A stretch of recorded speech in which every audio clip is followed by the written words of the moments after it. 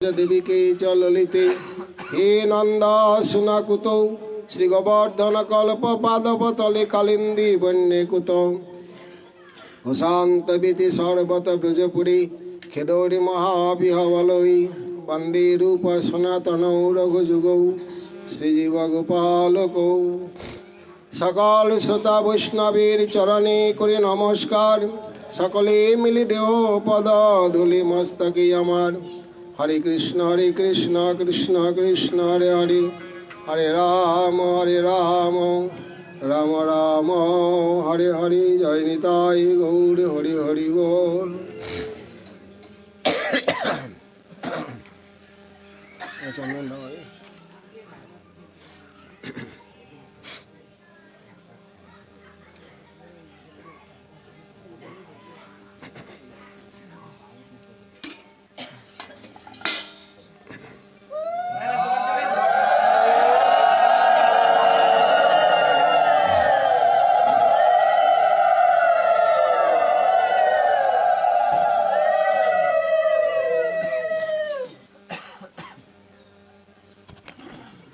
আমার ধর্মীয় সভার বক্তৃতা আর কি 15 দিনের বক্তৃতা দেওয়া হয়েছে, এখনো 15 দিন দেওয়া হবে আস্তে আস্তে আর কি।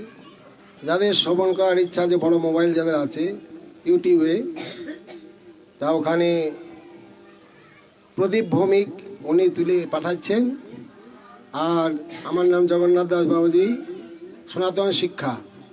যদি কারোর ইচ্ছা হয় শ্রবণ করার তুলে নেবেন, দেখতে পারেন 15 দিনের ভাষণ দেওয়া আছে ওর মধ্যে।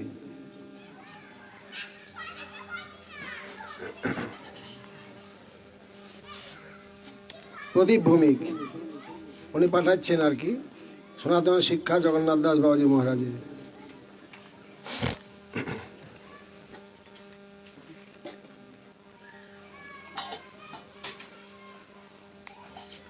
আপনারা গঙ্গা পার হয়ে, গতকাল আমরা অন্তর্দ্বীপের কথা সাধন করছিলাম।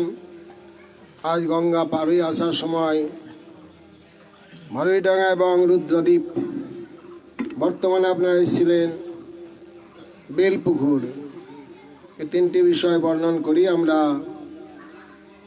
ভজন সম্বন্ধে কিছু আস্বাদন করার চেষ্টা করব। সঙ্গে আছেন ঈশান দাস, শ্রীনিবাস আচার্য, নরোত্তম ঠাকুর আর রামচন্দ্র কবিরাজ। তাদের সঙ্গে আমরা পরিক্রমা করছি। ওইছে কথা কইয়া ঠাকুর ঈশান, চলই ভারুইডাঙ্গা মহাপুণ্য স্থান, মনের উল্লাসে কয়ে শ্রীনিবাস প্রতি, এ ভারুইডাঙ্গা দেখো অপূর্ব বসতি। পূর্বে ভরদ্বাজ নাম ব্যক্ত জইছে, প্রাচীন লোকেতে যে কহে কইতইছে। ভারদ্বাজ মুনি সমুদ্রাদি তীর্থ হইতে আইলেন চক্রদহ গঙ্গা সমীপেতে, চাকদহ যার নাম। এবে চক্রদহে চাকদা লোকে কহয়, এটা হইতে নবদ্বীপে করিলা বিজয়। ওহে শ্রীনিবাস মুনি আসি এইখানে, হইলা বিহবল নবদ্বীপ নিরক্ষণে। এই উচ্চ টিলারণ্যে রহি কতদিন, আরাধয়ে গৌরচন্দ্র হইয়া দিনহীন। ভারদ্বাজ প্রেমে বশ হইয়া গৌর হরি, হইলা সাক্ষাৎ মহা অদ্ভুত মাধুরী। ভারদ্বাজ নতি স্তুতি করিলা বিস্তর, প্রভু আজ্ঞা কইল লেহ নিজ বিষ্টবর। বহুদিন যাবৎ ভজন করার পর মহাপ্রভু, স্বয়ং মহাপ্রভু আদেশ করলেন, কি বর চাই বলো। এটা তো নিত্য নবদ্বীপ, এই নিত্য নবদ্বীপ ধাম চিরকাল থাকে বা চিরকাল ছিল।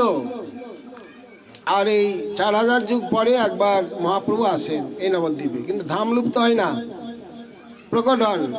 এখন অপ্রকট অবস্থায় আছেন। মুনি কয়ে, প্রভু এই প্রার্থনা আমার, নবদ্বীপে দেখি যেন তোমার বিহার। প্রভু কাই হবে যে তোমার মনে হয়, এতকেই অদর্শন হইলা দয়াময়। মহাপ্রভু আসার আগে, মহাপ্রভু প্রকট হওয়ার অনেক আগে এইসব ঘটনা। প্রভু দর্শনে মুনি নারে স্থির হইতে, মুনির যে চেষ্টা তাকে পারে বুঝিতে। নবদ্বীপে প্রণমিয়া ভারদ্বাজ মণি, চলিলা ভ্রমিতে ধন্য করিতে ধরণী। সাধুত্ব জগৎকে পবিত্র করার জন্যই ভ্রমণ, নিজের কাজের জন্য নাই।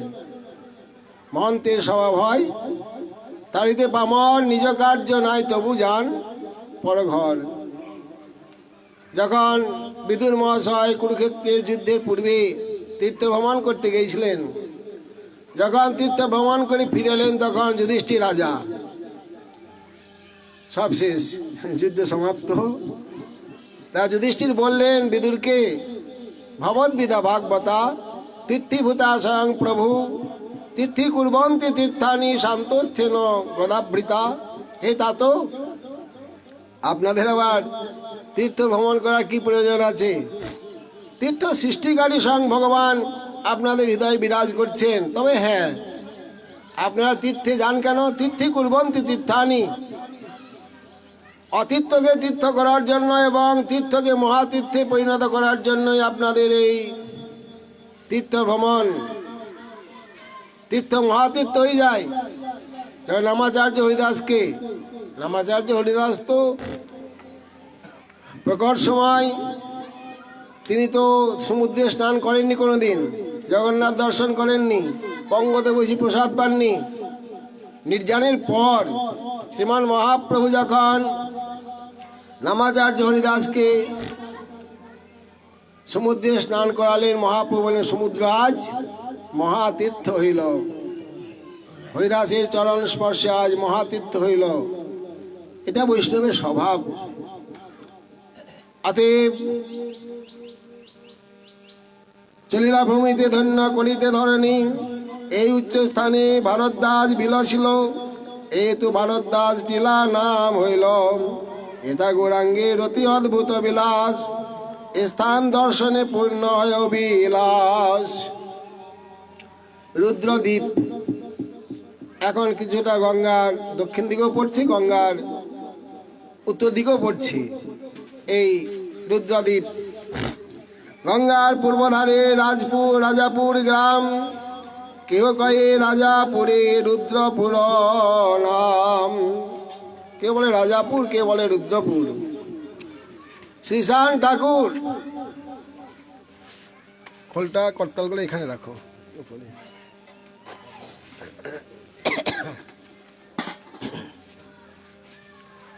ঈশান ঠাকুর রাজাপুরে গিয়া শ্রীনিবাসপতি কয়ে ঈশত হাসিয়া, এই রাজাপুর পূর্বে রুদ্রদ্বীপ নাম, গ্রাম লুপ্ত হইলে আছে মাত্র স্থান।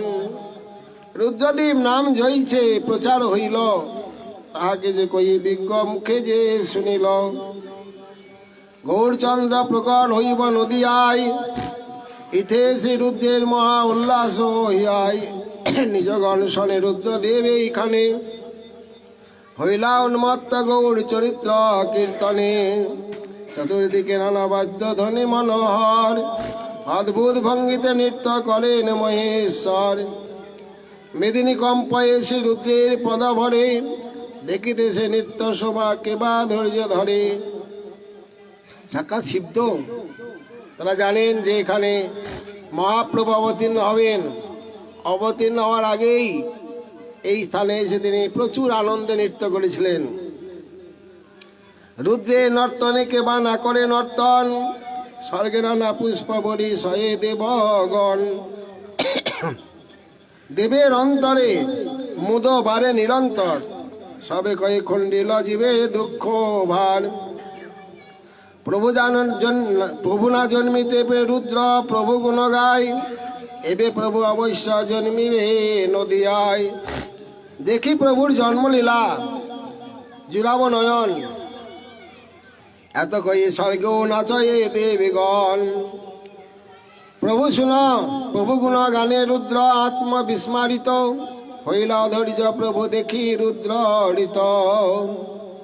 অন্য অলক্ষিতে একমাত্র শিবকে দর্শন দিলেন, আর কেউ পেলেন না। অন্য অলক্ষিতে রুদ্রদেবের দেখা দিয়া, রুদ্রদেবে করে স্থির হইছে প্রবোধিয়া। তোমার যে মনোবৃত্তি সফল করিব, অতি অবিলম্বে গণেশ প্রকটিব। প্রভু বাক্যে রুদ্র স্থির,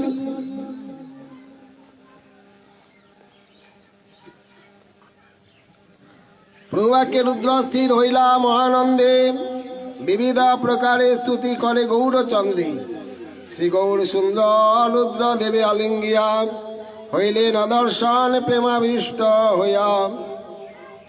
প্রভু দর্শনে রুদ্র ব্যাকুল হইয়াই, কতক্ষণে স্থির হইলা প্রভুর ইচ্ছায়। নিজগণ সহ রুদ্র বসি এইখানে, করে সুধা বৃষ্টি গৌরচন্দ্রের চরিত্র কীর্তনে। ওহে শ্রীনিবাস এ পরম পুণ্য স্থান, রুদ্র বিলাসেতে রুদ্রদীপ নাম। এই স্থান দর্শন মাত্র ঘুষয়ে দুর্মতি। আমাদের যে অনাদিকালের কামনা বাসনা আছে, বিষয় বাসনা আছে, দুর্মতি সুমতি হয়ে যাবে। গৌর পাদ পদ্মে রুদ্র জন্মায়ে নিরতি, আর গৌর ভজন করার ইচ্ছা থাকবে। ওইছে শ্রী শান স্থান মহিমা কইয়া, চলে বেল পুকুর গ্রামে ইষ্ট হইয়া। এই বেল পুকুর শ্রীনিবাসে কহে বেল পুকুরা এ গ্রাম, কহে প্রাচীন বিল্লপক্ষ পূর্ব নাম। মহাপ্রভুর যে মামার বাড়িটা অনেক পরে হয়েছে, এই ঘটনা অনেক আগে।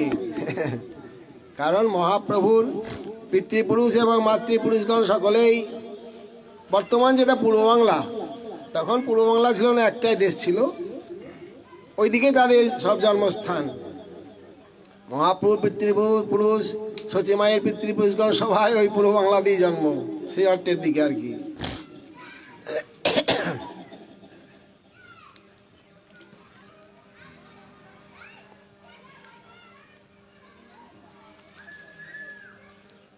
বেলপুকুরে এলেন, চলে বেল পোখরা গ্রামেতে হিষ্ট হইয়া। শ্রীনিবাস কহে বেল পোখরা এ গ্রাম, কহে প্রাচীন বিল্লপক্ষ পূর্ব নাম। আগে নাম ছিল বিল্লপক্ষ, এখন তারপরে বেল পোখরা, এখন বেল পুকুর। বিল্লপক্ষ নামে স্থানে জয়িছে হয়, তাহা কিছু কইয়ে প্রাচীন লোকে কয়। পঞ্চভক্ত শিবমূর্তি ছিলেন এখানে, এমনি তো পঞ্চানন, শিবের পাঁচটা, চতুর্মুখ ব্রহ্মা, শিব হলেন পঞ্চমুখ, পঞ্চানন শিব এখানে ছিলেন। পঞ্চভক্ত শিবমূর্তি ছিলেন এখানে, তার যে মহিমা তাহা কে কহিতে জানে। শ্রীকৃষ্ণ বিষয়ে যে বা যে কার্য পার্থ হয়, পার্থিব জগতের না, ভগবত জগতের। শ্রীকৃষ্ণ বিষয়ে যে বা যে কার্য পার্থ হয়, তাহা পূর্ণ করে পঞ্চভক্ত দয়াময়। এক সময়তে কত তপস্বী ব্রাহ্মণ মনোরথ সিদ্ধি হেতু করে শিবার্চন। এক পক্ষ বিল্ল দলে পুজিতে শিবেরে।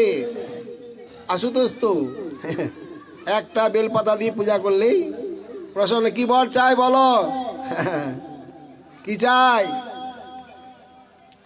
এক পক্ষ বিল্ল দলে পুজিতে শিবিরে, হইলেন শিব মহাপ্রসন্ন অন্তরে। কৃপাদৃষ্টে চাই পঞ্চভক্ত মহেশ্বর, বিপ্রগণে কহে লহ নিজ অভীষ্ট বর। বিপ্রগণ কহে সর্বশ্রেষ্ঠ কার্য যাহা। কি চাইলেন না? সব থেকে যেটা ভালো সেই বর দেন। আমরা তো চাইতে জানি না, যেটা আমাদের কল্যাণ হবে, ভালো হবে, সেই বর দেন। আর শিব তো বৈষ্ণব, সে তো জীবের কল্যাণই চাই। অনুগ্রহ করি মো সবারে দেহ তাহা। বিপ্রগণে কয়ে শিব কহিলা আশ্চর্য, কৃষ্ণ পরিচর্যা বিনু নাহি শ্রেষ্ঠ কার্য। ভগবানের ভজন, ভগবানের সেবা পূজাই হলো শ্রেষ্ঠ কাজ। বিপ্রগণে কহি পরিচর্যা শ্রেষ্ঠ হয়, কিরূপে হইবে লভ্য কহ কৃপাময়। সেই ভগবানের পরিচর্যা সেবা কি করে লাভ করা যাবে সেটা তো বলুন। পঞ্চভক্ত কহে কিছু চিন্তা না করিবে, অনায়াসে কৃষ্ণ পরিচর্যা লভ্য হবে। এই কতদিনে এই নদিয়া নগরে কৃষ্ণ অবতীর্ণ হইবেন বিপ্র গৃহে।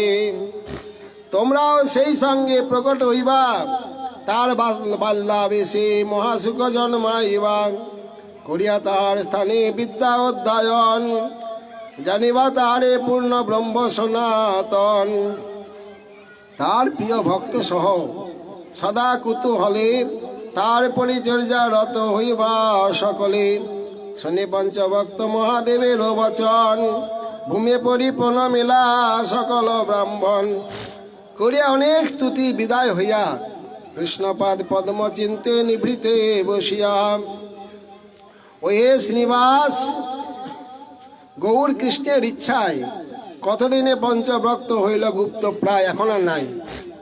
সেই সময় মহাপ্রভু আসার আগেই অন্তর্ধান করেছিলেন ওই শিব, এখানে আর ছিলেন না। পঞ্চভক্ত মহাশয় এক পক্ষ বিল্ল দলে পুজিল ব্রাহ্মণ, এতে বিল্ল পক্ষ বিজ্ঞে কন। স্থান দর্শনে পঞ্চভক্ত মহানন্দে মিলায়েন পরম দুর্লভ গৌরচন্দ্রে। এটা বিশ্বম্বর প্রিয় ভক্তের সহিতে জয়ছে বিলাসিত কি পারে বরে নিতে। আগামীকাল আপনারা যাবেন সুবর্ণ বিহার, সীমন্ত দ্বীপ দর্শন করে যাবেন। আজ কালকে একটা দ্বীপ হয়েছে অন্তর্দ্বীপ, আজ হলো রুদ্রদ্বীপ। রুদ্রদ্বীপের অন্তর্গত এই বেলপুকুর। কাল হবে সীমন্ত দ্বীপ, যেখানে জগন্নাথ মন্দির। খড়িগঙ্গার আগেই দর্শন করে আপনারা চলে যাবেন। খড়িগঙ্গায় স্নান করবেন কালকে। এখানে স্নান করা ভিড় করার কোনো দরকার নাই, এখানে অসুবিধা, জলের অভাব। গামছা কাপড় নিয়ে যাবেন সঙ্গে। ওখানে খড়িগঙ্গা স্নান করে কিছু দূর গেলেই সুবর্ণ বিহার। ওখানে সুবর্ণ বিহারের যে স্থানটি মন্দির আছে একটা, দর্শন করে আমরা যেখানে রান্না করব সেখানে চলে যাবেন। সেখানে ওই সীমন্ত দ্বীপ এবং সুবর্ণ বিহারের কথা কাল শুনতে পাবেন। আজ আমরা অদ্যাবধি সেই লীলা করেন গোরা রায়, কোনো ভাগ্যবানে দেখিবারে পায়। আজও ভগবান গৌর সুন্দর সেই লীলা করছেন, কিন্তু সবাই না। কোনো ভাগ্যবানে দেখিবারে পায়। সে ভাগ্যবান কে? সেই ভাগ্যবানের লক্ষণ কি? আমাদের গোস্বামীগণ বলেছেন, চিন্তামণি ভূমি কল্প বৃক্ষময় বন, চর্মচক্ষে দেখে তার এই প্রপঞ্চের সম, প্রেম নেত্রে দেখে তার স্বরূপ বিলাস, গোপ গোপী সঙ্গে যা কৃষ্ণের বিলাস। প্রেম নেত্রে দেখে, এরা ভাগ্যবান। যারা প্রেমের অধিকারী হয়েছেন এরা ভাগ্যবান। ভগবানের সেই লীলাক্ষেত্র, সেই লীলা। কোনো ভাগ্যবান যারা প্রেম ভক্তির অধিকারী হয়েছেন তারা দর্শন করেন। ব্রহ্ম সংহিতা গ্রন্থ তাই বলেছেন, প্রেমাঞ্জন ছুরিত ভক্তি বিলোচনেন সন্ত সদৈব হৃদয় বিলকয়ন্তী জং শ্যাম সুন্দরং অচিন্ত স্বরূপম গোবিন্দমাদি পুরুষং তমহং ভজামি। অচিন্ত স্বরূপ ভগবানের, চিন্তার অতীত ভগবানের স্বরূপ দর্শন হয় না। সন্ত সদৈব হৃদয় বিলকয়ন্তী, যারা প্রকৃত সাধু তারা সেই অচিন্ত স্বরূপ ভগবানকে দর্শন করেন। সেই সাধু কেমন? প্রেমাঞ্জন ছুরিত ভক্তি বিলোচনেন। ব্যাকরণ বলেন তৃতীয়া, সহার্থে তৃতীয়া। সেই ভক্তি লোচনের যার দ্বারা, প্রেম লোচনের দ্বারা তারা সেই অচিন্ত স্বরূপ ভগবানকে আজও দর্শন করছেন, সব সময় দর্শন করছেন। তা কোনো ভাগ্যবান, সেই ভাগ্যবান কিভাবে হওয়া যাবে? ভাগ্যবান হতে গেলে কি করতে হবে? আমরা এই 5-6 দিন সেই বিষয়ে একটু আস্বাদন করার চেষ্টা করব নাকি? ভাগ্যবান হতে হবে তো। ভাগ্যবান না হলে তো দর্শন পাওয়া যাবে না। এই মানব জনম, দুর্লভ জনম, এই জন্মে দর্শন করতে হবে। আর হয় কি না হয়, এই জন্য কীভাবে সে ভাগ্যবান হওয়া যাবে, প্রেম ভক্তি লাভ করা যাবে, সেই বিষয়ে আমরা এই কদিন যৎকিঞ্চিত আস্বাদন করার চেষ্টা করব। আপনারা বিস্তারিতভাবে জানতে পারবেন এসব বিষয়ে। সাধনের পথে প্রথম বিভাগ, এবং যেটি আমার মোবাইলে দেওয়া হয়েছে বক্তৃতা, ইউটিউব মোবাইল চ্যানেলে দেওয়া হয়েছে। প্রদীপ ভৌমিক পাঠিয়েছেন, 15 দিনের বক্তৃতা পাঠানো হয়েছে, আরও হয়তো 1 মাস পাঠানো হবে আস্তে আস্তে দোলের পরে। তা সেই বিষয়ে সংক্ষেপে এই 5 দিন আমি আস্বাদন করার চেষ্টা করব। এই যে আপনারা নবদ্বীপ পরিক্রমা এসছেন, কিসের জন্য এসছেন নবদ্বীপ পরিক্রমায়? একজন বলুন, কেউ কিসের জন্য এসছেন নবদ্বীপ পরিক্রমায়?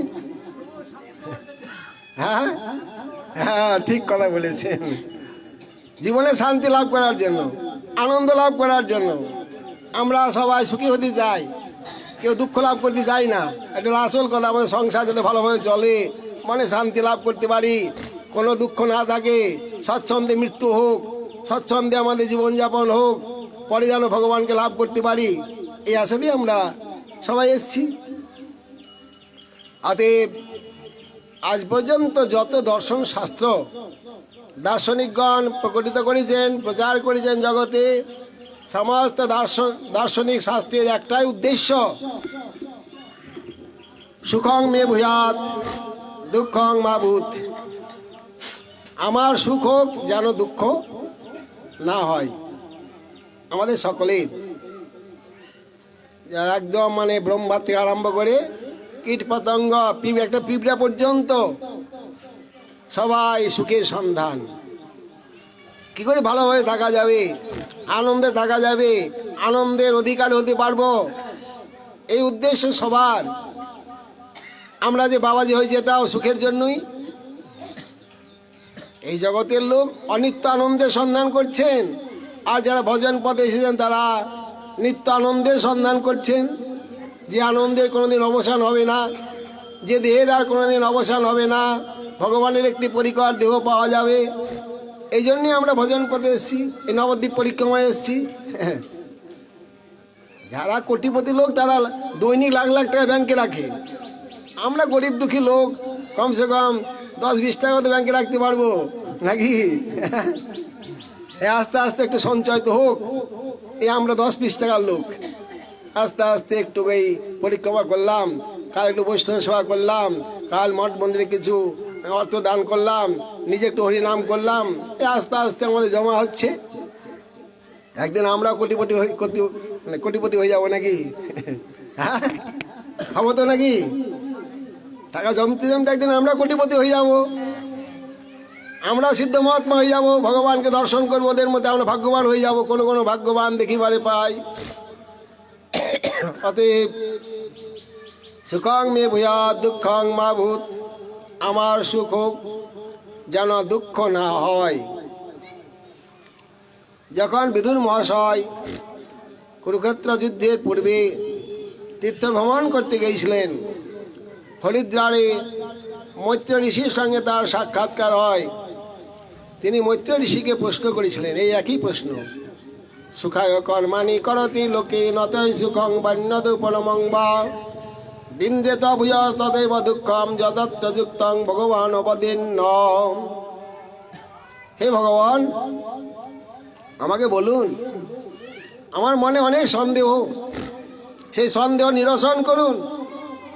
এই জগতের লোক, এই জগতের মানুষ সুখায় কর্মাণি করতি লোকে, সুখ পাওয়ার জন্য কর্ম করলেন।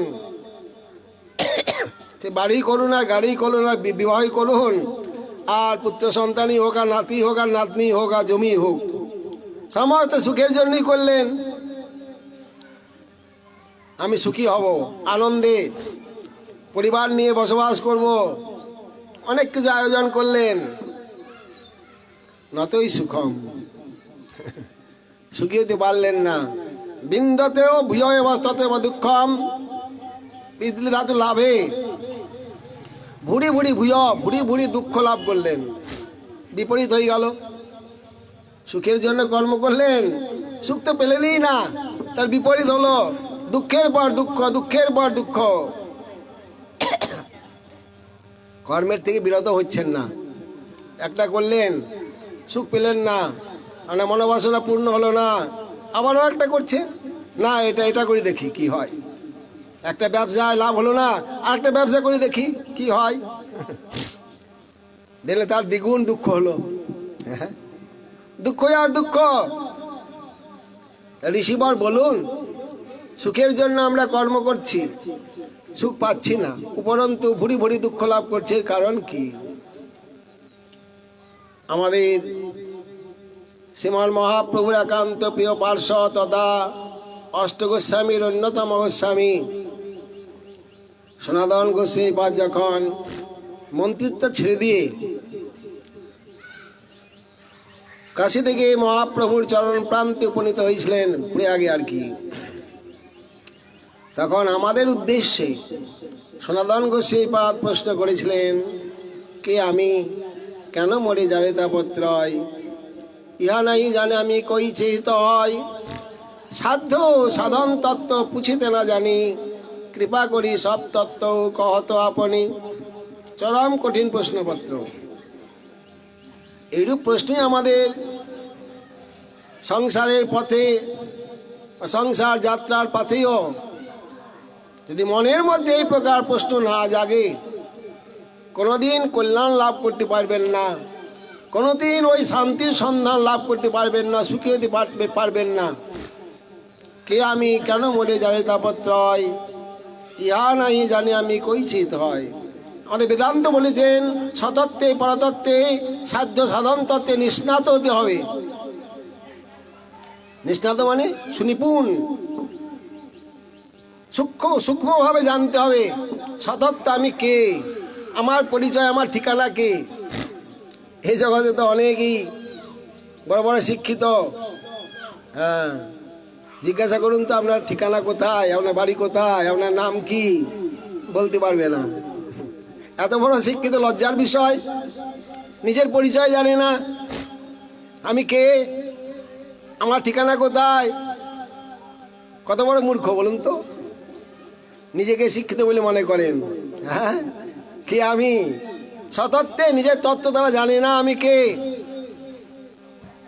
তাই আমার মতো মূর্খ লোকের হয়ে সনাতন গোস্বামীপাদ মহাপ্রভুকে প্রশ্ন করেছিলেন, কে আমি, কেন মরে যারে তাপত্রয়, আমি কে, আমাকে এই ত্রিতাপ জ্বালা ভোগ করতে হয় কেন? আদি ভৌতিক, আদি দৈবিক আর আধ্যাত্মিক ত্রিতাপ দুঃখ।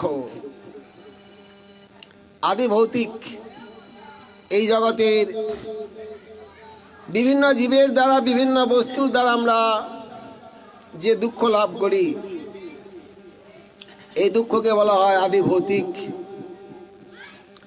আদি দৈবিক, হঠাৎ বন্যা হয়ে গেল, হঠাৎ বিরাট ঝড় হয়ে গেল, ভূমিকম্প হয়ে গেল, জলের প্লাবন হয়ে গেল, বিভিন্ন প্রকারে বড় বিরাট বড় একটা অ্যাক্সিডেন্ট হয়ে গেল,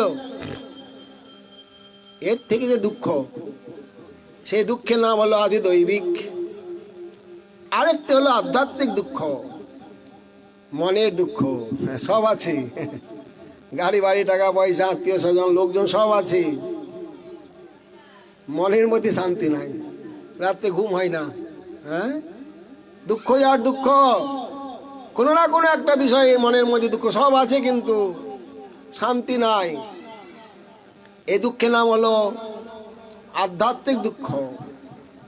কেন মরে যারে তাপত্রয়, ইহা নাই জানি আমি কইছি তো হয়, সাধ্য সাধন তত্ত্ব পুছিতে না জানি, কৃপা করি সব তত্ত্ব কহত আপনি। শিষ্যের লক্ষণ, যার কাছে জানবেন তার চরণে একবারে বিক্রি হয়ে গেলেন। আমি তো কিছুই জানি না প্রভু, একটু ভজন সম্বন্ধে কিছু বলুন, যাতে আমার কল্যাণ হয়, সেই বিষয়ে আমাকে একটু বলুন। এটি নিমি মহারাজ নবযোগীন্দ্রকে বলেছিলেন তার যজ্ঞস্থলে, অত আত্যন্তিকং ক্ষেমং পৃচ্ছাম ভবতনঘা সংসারস্মিন ক্ষণার্ধপি সৎসঙ্গ সেবধিনী নাম। হে নিষ্পাপ ঋষিগণ, আপনাদের মতো মহাত্মাগণের দর্শন তো অত্যন্ত সুদুর্লভ। আমরা গৃহস্থী লোক, গৃহী লোক, বিষয়ী লোক,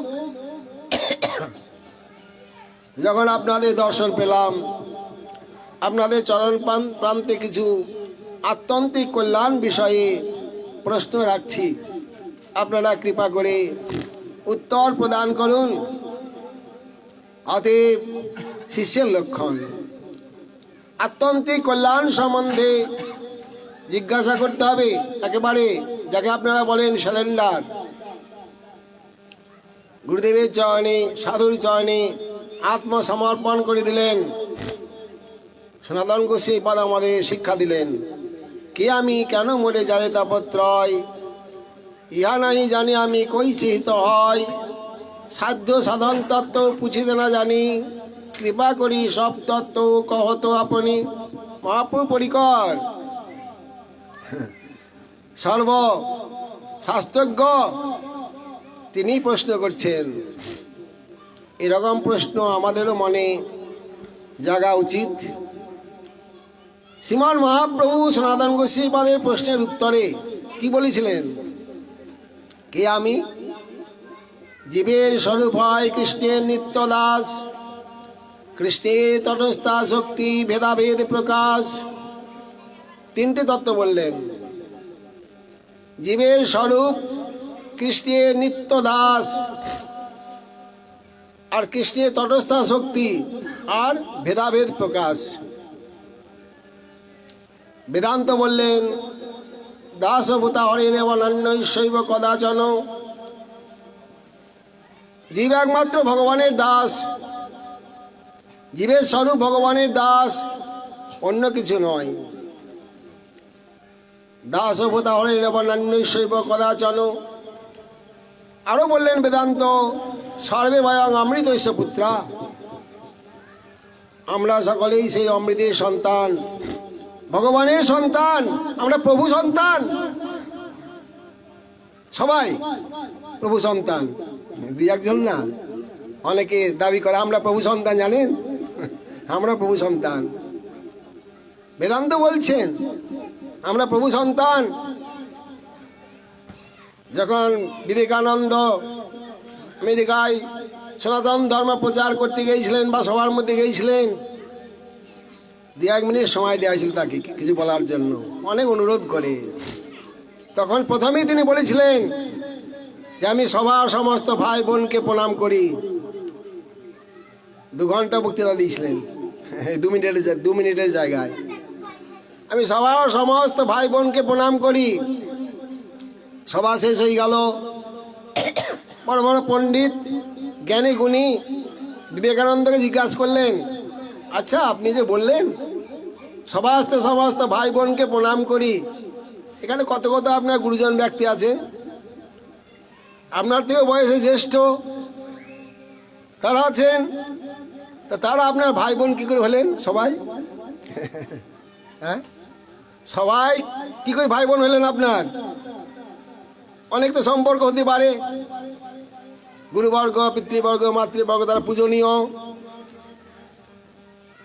দেখুন আমরা সবাই সেই পরম পুরুষ ভগবানের সন্তান, আমরা সেই অমৃতের সন্তান, প্রভু সন্তান, একই বাপের সন্তান, একই বাপের সন্তান, একই মায়ের সন্তান। তারা সবাই ভাই বোনই তো হবেন নাকি? হ্যাঁ, একই বাপের সন্তান তো ভাই বোনই তো হবেন। তো এটাই আমাদের পরিচয়। সর্বে বয়ং অমৃতস্য পুত্রা। আমরা সকলেই সেই প্রভু সন্তান, অমৃতের সন্তান, ভগবানের সন্তান, আমরা অন্য কিছু নই। গীতাদেও বললেন মমই বাংশ জীবলোকে জীবভূত সনাতন। এই জীবলোক আমারই একটি অংশ। আর এই জীবের স্বরূপ হয় কৃষ্ণের নিত্য দাস, কৃষ্ণের তটস্থা শক্তি। দ্বিতীয় উত্তর, কৃষ্ণের তটস্থা শক্তি জীব। কৃষ্ণ এক সর্বাশ্রয়, কৃষ্ণ সর্বধাম, কৃষ্ণের শরীরে সর্ববিশ্বের বিশ্রাম। চিৎ শক্তি স্বরূপ শক্তি অন্তরঙ্গা নাম, তার বৈভব অনন্ত বৈকুণ্ঠাদি ধাম। মায়া শক্তি বৈরঙ্গা জগত কারণ, তার বৈভব অনন্ত ব্রহ্মাণ্ডের গণ। জীব শক্তি তটস্থাক্ষ নাই যার অন্ত, মুখ্য 3 শক্তি তার বিভেদ অনন্ত। স্বরূপ শক্তি বৈকুণ্ঠে, মায়া শক্তি এই জগতে বৈরঙ্গা, মাঝখানে এই জীব তটস্থা, মাঝখানে। 2 দিকে দরজা আমাদের খোলা আছে। ভগবানকেও লাভ করতে পারবে, সে দরজা খোলা আছে। নরকে যাওয়ার জন্য দরজা খোলা আছে, যেটা ইচ্ছা বেছে নেন। ভগবানের ভজন করলে ভগবান লোকে গমন করবেন। আর ভগবানকে ভুলে যদি দুষ্কর্ম করেন, পাপ করেন, ওই নরকের দরজা খোলা আছে, কোনো সন্দেহ নাই, একদম সরাসরি যুগ যুগ ধরে নরক ভোগ করবেন, সে দরজা খোলা আছে। কোনটা চান বলুন? যদি নিত্য আনন্দকে লাভ করতে চান, ভগবানকে লাভ করতে চান, চিরশান্তি লাভ করতে চান, নিত্য দেহ পরিকর দেহ লাভ করতে চান, তাহলে ওই রাস্তা চলে যান, অন্তরঙ্গা শক্তির দিকে ধাবিত হন। আপনি একদিন অন্তরঙ্গা হয়ে যাবেন মহাপ্রভুর, তটস্থ থাকবেন না। আপনি ওই স্বরূপ শক্তির অন্তরঙ্গ হয়ে যাবেন, ভগবানের একজন আপনি হয়ে যাবেন, এবং নিত্যধামে নিত্য পরিকর হয়ে যাবেন। যদ্গত্তান অনিবর্তন্তে তদ্ধামং পরমং মম। যেখানে গেলে কোনোদিন আর এই জগতে ফিরে আসতে হবে না। তটস্থ শক্তি জীব এবং আমরা সবাই ভগবানের দাস। মহাপ্রভু রথাগ্রে নৃত্য করতে করতেই বলেছিলেন, নাং বিপ্র নচ নরপতি না বিবৈশ্য ন শূদ্র, নাং বর্ণী নচ ন গৃহপতি না বনস্থ জ্যোতির্বা, কিন্তু প্রদ্যল নিখিল পরমানন্দ পূর্ণামৃতাব্ধের গোপীভট্টু পদ কমলয় দাস দাসানুদাস। এই জগতে পরিচয়, আমি ব্রাহ্মণ, আমি ক্ষত্রিয়, আমি বৈশ্য, আমি শূদ্র, এই বর্ণ চারটি বর্ণ, চারটি আশ্রম। আমি ব্রহ্মচারী, আমি গৃহস্থী, আমি বানপ্রস্থী, আমি সন্ন্যাসী। মহাপ্রভু বললেন, আমি ব্রাহ্মণও নই, ক্ষত্রিয় নই, বৈশ্যও নই, আর শূদ্রও নই। আমি ব্রহ্মচারী নই, গৃহস্থী নই, বানপ্রস্থী নই, সন্ন্যাসী নই, কিন্তু প্রদ্যল নিখিল পরমানন্দ পূর্ণ অমৃতাব্ধের অমৃত সমুদ্র, প্রেম সমুদ্র, আনন্দ স্বরূপ গোপীবল্লভ কৃষ্ণের দাস দাসানুদাস, দাসের অনুদাস। আর আমরা ভগবানের তটস্থা শক্তি, মাঝখানে আছি। মন যেদিকে দেবেন, মন তো চঞ্চল, মনকে স্থির করে, হ্যাঁ, চঞ্চলাঙ্গি মনদুষ্টম সংজ্ঞাচ্চ পরিবর্ততে সৎসঙ্গা সদতামিতি দুঃসঙ্গা জাতি দুষ্টতাম। মন চঞ্চল, সাধুসঙ্গ করলে আপনি সাধু হয়ে যাবেন, আর যদি অসৎসঙ্গ করেন আপনি অসাধু হয়ে যাবেন। ভগবানের পুত্র নরক, তিনি পর্যন্ত অসুর হয়ে গেলেন, নরকাসুর। ভগবান তাকে সুদর্শন চক্র দিয়ে একদম ফ্যাচ করে কেটে দিলেন মাথাটা। বানের রাজার সঙ্গ দোষে অসুর হয়েছিলেন, বানের সংস্পর্শে অসুর হয়েছিলেন। মন, ভগবান নিজে হাতে তাকে সমস্ত ভগবানের সেবা, বৈষ্ণব সেবা, ভগবানের পূজা পদ্ধতি সমস্ত দেখিয়েছিলেন, কিন্তু অসৎসঙ্গের প্রভাবে একেবারে বিপরীত হয়ে গেলেন, একদম বৈষ্ণব বিদ্রোহী হয়ে গেলেন, ভগবত দেশী হয়ে গেলেন। এই জন্যে মনটিকে সবসময় সৎসঙ্গে রাখতে হবে। মনে বা মনুষ্যানাং পরম কারণ মতম, মনই আমাদের একমাত্র কারণ। মনটিকে সৎ চিন্তায় রাখতে হবে। দেখেন না, ঘরে আসার সময় ঘরে তালা দিয়েছেন তো অনেকে, নাকি একটাই চাবি, এদিক দিয়ে ঘোরালেন তালা বদ্ধ হয়ে যাবে, আবার ওই চাবি যখন বাড়ি গিয়ে আবার এদিক ঘোরাবেন ঘরটা খুলে যাবে। একটাই মন, এদিকে ঘোরালে ভগবানকে লাভ করবেন, এদিকে ঘোরালে একদম নরকে চলে যাবেন। এই জন্য এই যে সৎসঙ্গ, একে বলা হয় সৎসঙ্গ। এই সৎসঙ্গের প্রভাবে মনটা স্থির হয়, মন ভগবানের চিন্তা করে, ভগবানের ভজন করে। ঘরে বসে এতখানি হবে না, এমনি লোকের রাস্তায় হাঁটতে পারে না, আর আপনারা খালি পায়ে এই রাস্তায় হাঁটছেন দুপুর রৌদ্রের মধ্যে। হ্যাঁ, কত চিন্তার বিষয় না হচ্ছে, করছেন। এটা সৎসঙ্গের মহিমা। এই জন্য আমাদের এই সাধু সঙ্গ, তাহলে আমরা তটস্থা শক্তি ভগবানকেও লাভ করতে পারি, আবার নরকও যেতে পারি। সেই ক্ষমতা আমাদের, সেই বিদ্যা বুদ্ধি, সেই জ্ঞান বিবেক আমাদের ভগবান দিয়েই পাঠিয়েছেন। আর তটস্থা শক্তি ভেদাভেদ প্রকাশ, ভগবানের সহিত আমাদের ভেদ আছে, আবার অভেদও আছে। অভেদ কোথায়? যেমন ভগবানের জন্ম নাই, মৃত্যু নাই, ক্ষয় নাই, বৃদ্ধি নাই, তেমনি জীবেরও। জীব নিত্য শুদ্ধ চিন্ময়, জীবের তত্ত্ব নিত্য শুদ্ধ চিন্ময়। ন জায়তে মৃয়তে বা কদাচিন্নয়ং ভূত্তা ভবিতা বন ভূয় অজ নিত্য শাশ্বতয়ং পুরাণ হন্যতে। হন্য মানে শরীরে, শরীর নষ্ট হয়। জীবের কোনোদিন জন্ম মৃত্যু নাই। ভগবানের যেমন জন্ম মৃত্যু নাই, সচ্চিদানন্দময় ভগবান, তেমনি জীবও শুদ্ধ চিদানন্দ স্বরূপ, কিন্তু ক্ষুদ্র। এখানে অভেদ ভগবানের সহিত। ভেদ কোথায়? তিনি প্রভু, জীব তার দাস। ভগবান বিভু চৈতন্য, জীব অনুচৈতন্য। এখানে ভেদ। অভেদ, তিনিও চিৎ, জীবও চিৎ, এবং নিত্য শুদ্ধ চিন্ময় জীব তত্ত্ব, এর মধ্যে কোনো ভেদ নাই। শ্রীমদ্ ভাগবত বলেছেন, নাত্মা যজান্ন মনুষ্যতি নেই ধতে সই সবানবিদ অব্যবিচারণামি। জীবের জন্ম হয় না, মৃত্যু হয় না, ক্ষয় হয় না, অব্যভিচারী জীব একই স্বরূপে অবস্থান করছেন এই জীব তত্ত্বটি। আমরা কত রকম জীব দেখছি, মানুষ, পশু পক্ষী, স্থাবর জঙ্গম, কীট পতঙ্গ, মানুষের মধ্যে স্ত্রী পুরুষ নপুংসক, কত রকম, কারোর সঙ্গে কারো মিল নাই। জীবাত্মা সব এক স্বরূপ। নৈব স্ত্রী নপুমানেশু নৈবাং নপুংসক যজ্জৎ শরীরম আদত্তে তেন তেন সযুজ্যতে। জীব স্ত্রী না, পুরুষ না, নপুংসক না, যে যে দেহকে অবলম্বন করেন তখন তাকে তাই বলা হয়। জীবের জন্ম নাই, মৃত্যু নাই। যে আমরা দেখছি তো, এই আমার বাবা মারা গেল, আমার একটা পুত্র সন্তান ছিল মারা গেল, আমার আজ নাতি হয়েছে, নাতির জন্ম হয়েছে আজ, আমরা বলি তো।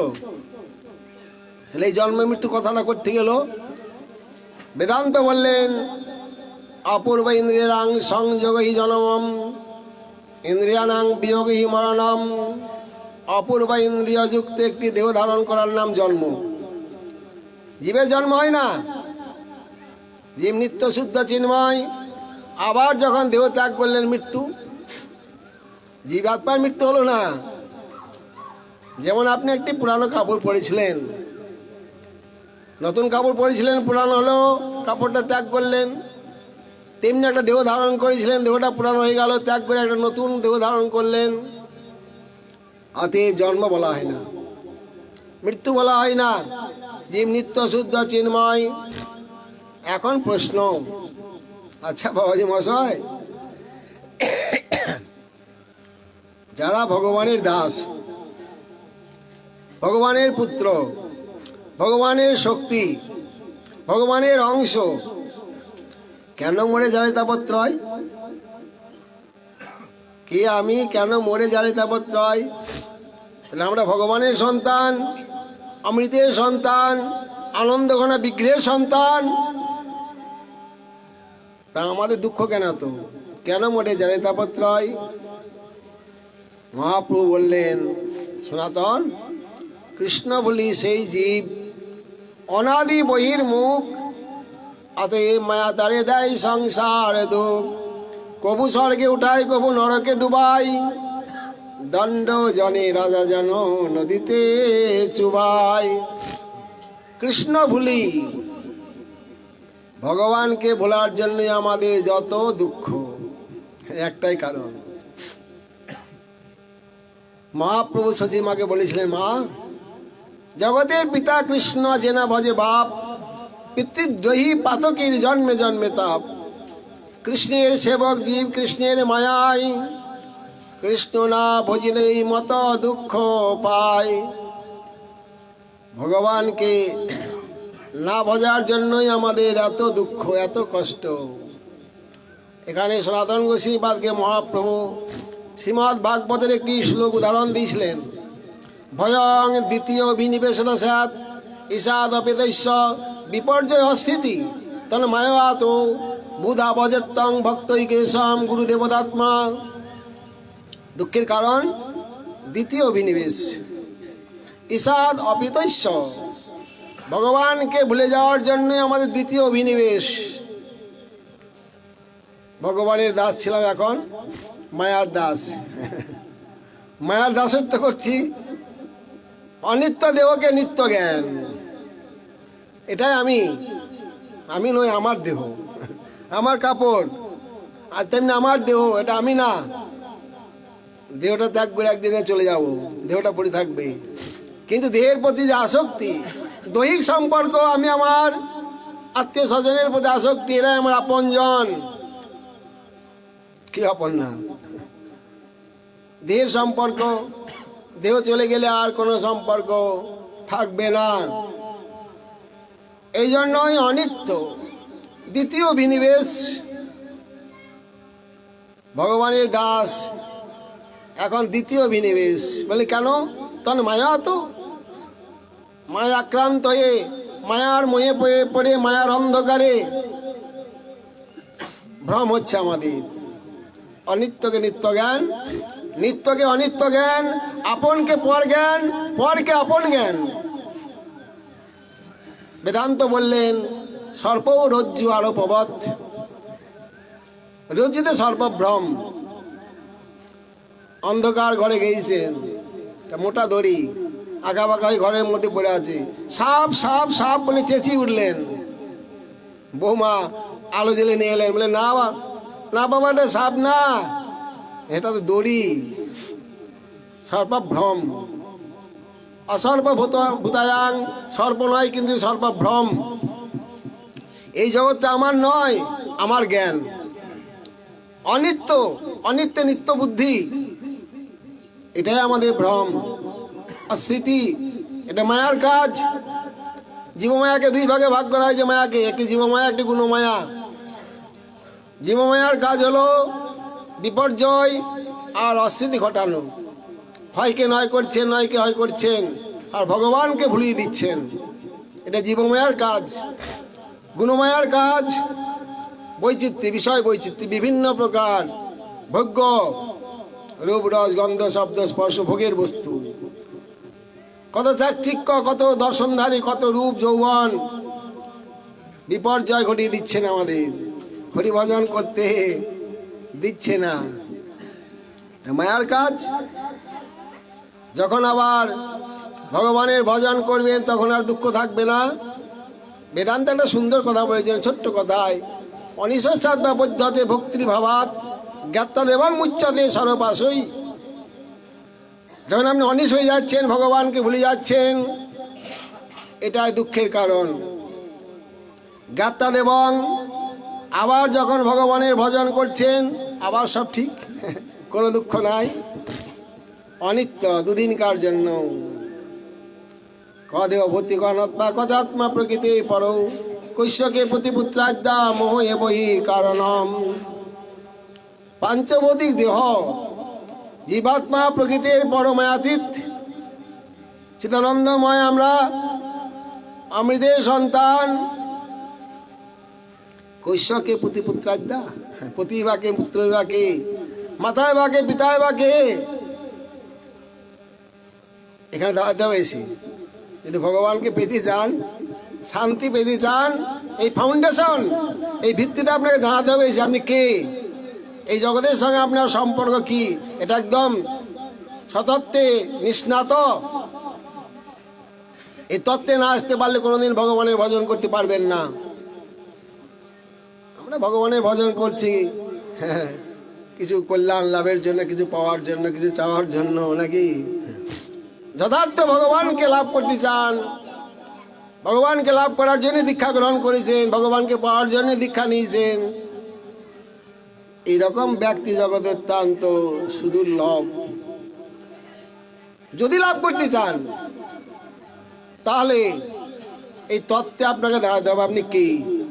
এই জগতে এরা আপনার কে হয়, তাদের সঙ্গে সম্পর্ক কি? বলে কোনো সম্পর্ক নাই। কৈশ্য মাতা, কৈশ্য পিতা, কৈশ্য ভাতৃ সহোদরা, কায়া প্রাণে ন সম্বন্ধ ঈশ্ব কাকৈশ্য পরিবেদনা। মাতায় বাকে, পিতায় বাকে, ভাই বাকে, বন্ধুই বাকে, স্ত্রী বাকে, স্বামী বাকে। দেহটাই আমার নয়, কায়া প্রাণের সম্বন্ধ ঈশ্ব কাকৈশ্য পরিবেদনা। হায় হায় করছেন কার জন্য? এত অসৎ পথে পয়সা উপার্জন করছেন কার জন্য?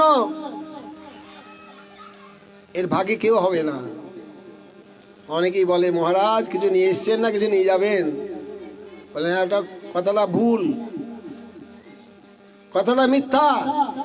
কিছু নিয়ে এসছি, কিছু নিয়ে যাব। শাস্ত্র বলছেন আমরা আসার সময় কিছু নিয়ে এসছি, যাবার সময় কিছু নিয়ে যাব। এই জীবনে যা করেছি সব নিয়ে যাব। বোঝার কথা না? কোথা তো শোনা যায় এরকম কথা। অনেক নিয়ে এসছি, এই জন্মে যা করলাম সব নিয়ে যাব। শাস্ত্র বলছেন জন্ম জন্মান্তরের কর্মফল, যার নাম প্রারব্ধ, এই জন্মে ভোগ করার জন্য আমরা নিয়ে এসেছিলাম। এই জন্মে যত কর্ম করলাম সৎ অসৎ সমস্ত কর্মের বোঝা আমরা নিয়ে যাব জন্ম জন্মান্তরে ভোগ করার জন্য। তাহলে কিছু এনেছিলাম, কিছু নিয়ে যেতে হবে। জীব একাকে ইয়াতি, যাতে একাকি পুনঃ পুনঃ সুখং যদি বা দুঃখং সকর্ম ফলভোগ কুমান। জীব একাই এসছেন, একাই যাবেন, কাউকে নিয়ে আসেননি, কাউকে নিয়ে যাবেন না, কিন্তু কর্মফল নিয়ে এসেছিলেন, ভোগ করছেন। এই জন্মে যা করছেন সমস্ত আবার নিয়ে যাচ্ছেন ভোগ করার জন্য। এটা কেউ ভাগ নেবে না। যেমন কর্ম করবেন সকর্ম ফলভোগ প্রমাণ। আপনার কর্মফল আপনি ভোগ করছেন। অনেকেই বলে আরে আমার স্বামীর জন্য আমি সারা জীবন দুঃখ ভোগ করছি, জানিস? অনেকেই বলে আমার স্ত্রী এত অসৎ, আমার স্ত্রীর জন্য যত দুঃখ। আবার কে বলে আমার জ্যাঠামশাইয়ের জন্য আমার এই বিষয় সম্পত্তি সব চলে গেল, হ্যাঁ তার জন্য এত দুঃখ। সব ভুল। সুখস্য দুঃখস্য না কুপিদাতা পরদাতি কুবুদ্ধি রেশা অহংকর্মিতি বৃথা অভিমানু সকর্মসূত্র গঠিত হইল কি। এই জগতে কেউ কাউকে সুখ দিতে পারে না। একই মায়ের সন্তান, একই পেটে জন্ম নিয়েছেন, 7 ছেলে 7 রকম হয়ে গেছে। হ্যাঁ, কেউ সাধু হয়ে গেল, কেউ চোর হয়ে গেল, কেউ একদম রাজা হয়ে গেল, কেউ ডেনের ভাত কুড়ি খাচ্ছে, কেউ স্বচ্ছন্দে একটা সুন্দর দেহ পেয়েছে, কেউ জন্মের থেকেই খোড়া কানা। হ্যাঁ, একই মায়ের সন্তান, এত রকম হলো কেন? এই বৈষম্য কেন আমাদের? এই বৈষম্যের কারণ কি? বেদান্তে যখন ব্যাসদেব জীবতত্ত্ব বর্ণন করছেন তখন পূর্বপক্ষ প্রশ্ন করলেন, আচ্ছা ভগবানের জীব আমরা, ভগবান সৃষ্টি করেছেন, ভগবানের ইচ্ছা ছাড়া আপনারা তো বলেন একটা গাছের পাতাও নড়ে না, নাকি? যদি ভগবানের ইচ্ছায় আমরা আসি, ভগবানের জীব, ভগবান যদি আমাদের সৃষ্টি করে থাকেন, তাহলে বৈষম্য কেন, এই নৈর্ঘণ্য কেন? ভগবান দোষী? প্রশ্ন, ভগবান দোষী? তিনি অন্যায় করেছেন, সৃষ্টি ঠিক মতো করতে পারেননি, নাকি? উত্তর দিচ্ছেন ব্যাসদেব, বৈষম্যে নৈর্ঘণ্যে নজব পদ্ধতে কর্ম সাপেক্ষতাৎ কর্ম না জায়তে জন্তু কর্মে নৈব বিলিয়তে সুখং দুঃখং ভয়ং ক্ষেমং কর্মে নৈব বিপদ্যতে। অতএব সুখ দুঃখ কেউ কাউকে দেয় না। কর্ম অনুসারে আমাদের জন্ম হয়েছে, কর্ম অনুসারে মৃত্যু হবে। এই জগতে সুখ দুঃখ মঙ্গল অমঙ্গল সব এই কর্মের জন্যই আমরা ফল ভোগ করছি। কর্ম প্রধানা বিশ্ব করি রাখা, জৈসে করে সে তৈসে ফলে চাকা। যেমন কর্ম করবেন তেমনি ফল ভোগ করবেন, কেউ নেবে না। যে জৈসে ভজে কৃষ্ণ তারে ভজে তৈছে। আপনার কর্মের ভাগে কেউ নেবে না। আপনারা পুরাণ ইতিহাসে মহাভারতে অনেক প্রমাণ পেয়েছেন, রত্নাকর দস্যুর কথাতে প্রমাণ পেয়েছেন, আরো অনেকে চরিত্রে প্রমাণ পেয়েছেন, তাদের কর্মের ফল পাপের ফল কেউ নিতে রাজি হয়নি। নেবে কেন? আপনার পাপের ফল পুণ্যের ফল আপনি ভোগ করবেন, কেউ নেবে না, কেউ দায়ী হবে না, আপনি দায়ী এর জন্য। দুদিনের সম্পর্ক, এদের জন্য পাপ করতে যাবেন না। যে জন কৃষ্ণ ভজে সে বড় চতুর, একটু চতুর হতে হবে। সংসারের জন্য গাধার মতো দিন রাত খাটবেন না। সংসারকে ফাঁকি দিয়ে নিজের স্বার্থ, কথাটা খারাপ, নিজের স্বার্থের দিকে লক্ষ্য রাখতে হবে। যে আমার কি, আমার সঙ্গে কোনটা যাবে, আমি কি নিয়ে যেতে পারবো, সেটা উপার্জন করুন। বেশি অর্থ উপার্জন করতে যাবেন না, সময় নষ্ট হবে, নিজের ক্ষতি হবে। ওই সংসারকে ফাঁকি দিয়ে একটু হরিভজন করুন, ওটা আপনার সঙ্গে যাবে। না বাবাজি মশাই, যদি আমি একটু হরি কথা শুনতে যাই, শাশুড়ি আমাকে খুব বকাবকি করে। আরে কতক্ষণ বকবে, বকুক না 1 ঘন্টা। শাশুড়ি শ্বশুর আপনার স্বামী বকাবকি করলো, কতক্ষণ করবে, করুক না, শেষ পর্যন্ত ঘর থেকে বার করে দেবে। দেখ না, দুদিনের সম্পর্ক। আমার স্বামীকেও আমি সঙ্গে নিয়ে আসিনি, আমার স্ত্রীকেও আমি সঙ্গে নিয়ে আসি নাই, মাতা পিতাওকে সঙ্গে নিয়ে আসি নাই। পুত্রদাপ্ত বন্ধু নাম সঙ্গম পান্থ সঙ্গম অনুদেহং বিয়ন্তেতে স্বপ্ন নিদ্রা অনুগজতা। দুটি দৃষ্টান্ত দিলেন। দেহের সঙ্গে সম্পর্ক, পুত্র স্ত্রী মাতা পিতা আত্মীয় স্বজন। সঙ্গম পান্থ সঙ্গম, পান্থশালা দেখেছেন? ধর্মশালা।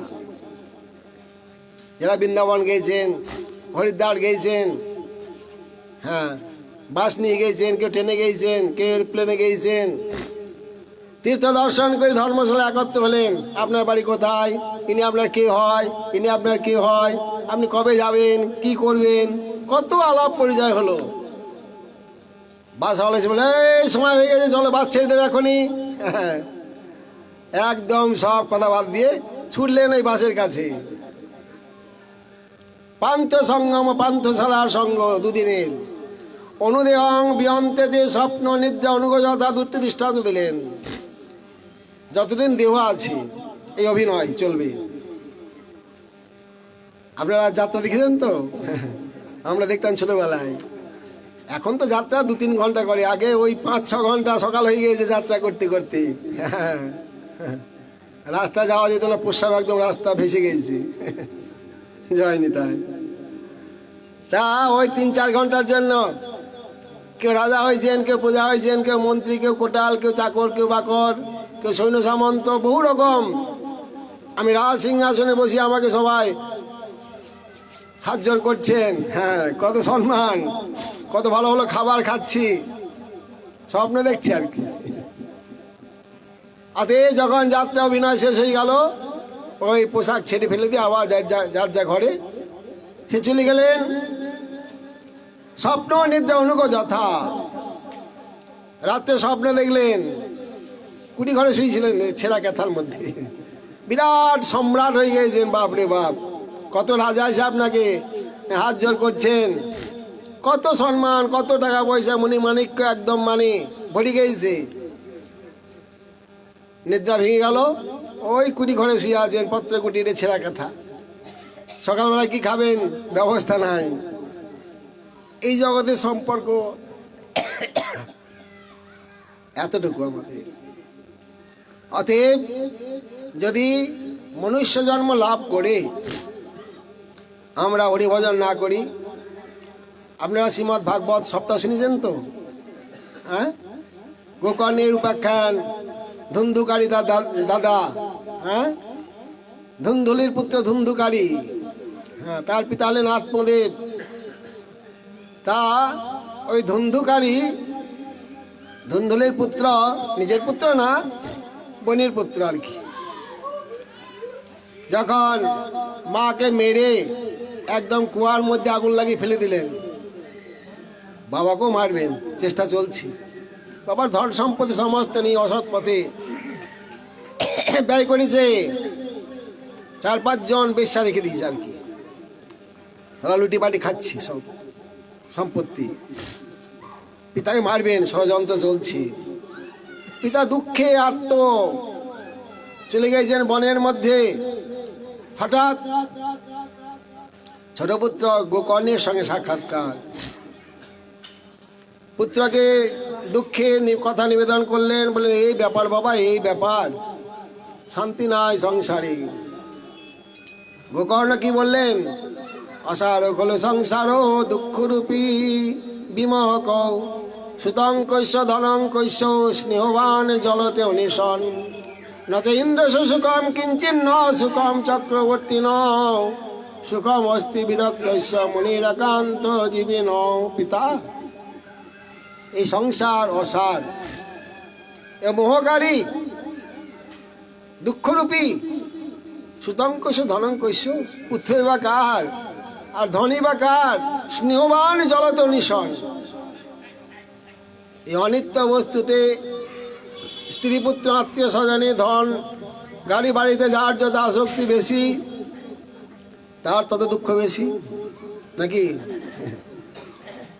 আসক্তিও নাই, দুঃখও নাই। যত মাথা তত ব্যথা, মাথাও নাই, ব্যথাও নাই।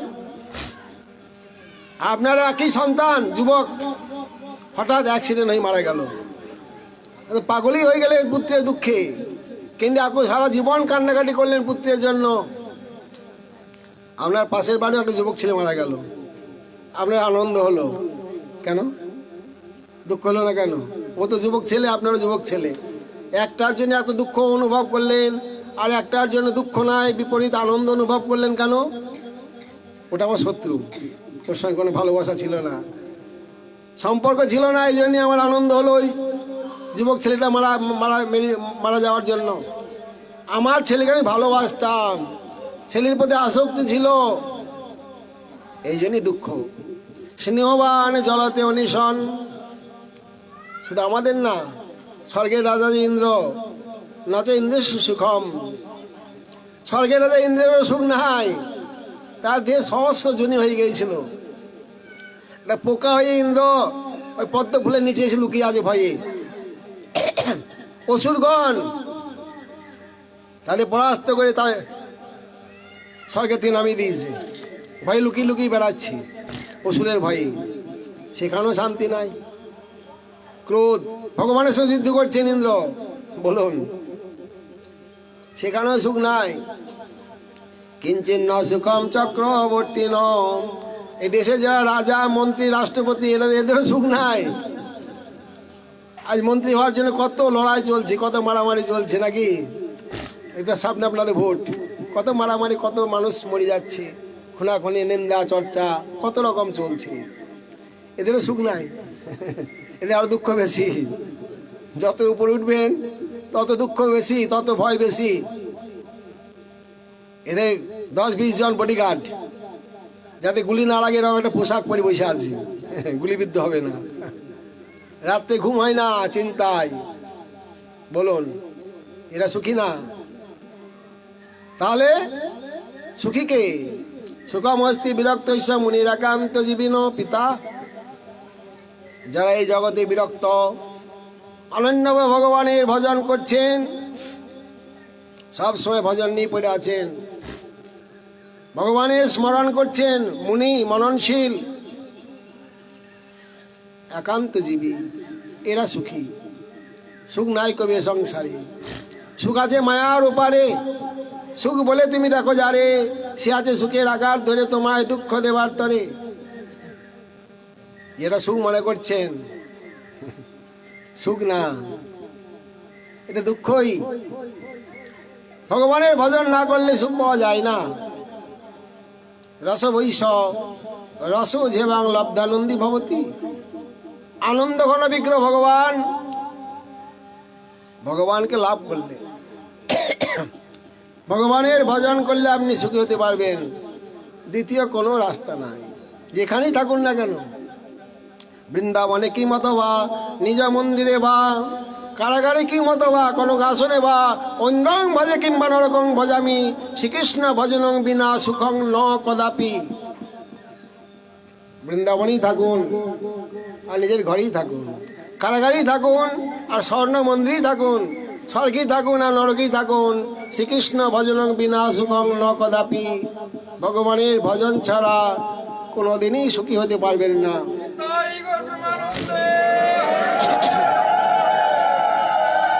আমরা সকলেই চাই অন্তত আমার ভগবানকে না পেলেও অত দুঃখ নাই, স্বচ্ছন্দে আমার জীবনযাপন হোক, দুঃখ অভাব যেন না থাকে, আর মৃত্যুর সময় যেন স্বচ্ছন্দে আমার মৃত্যুটা হয়, ওই পরাধীন যেন না হতে হয়, রোগ ব্যাধি 6 মাস 9 মাস যেন পড়ে থাকতে না হয়।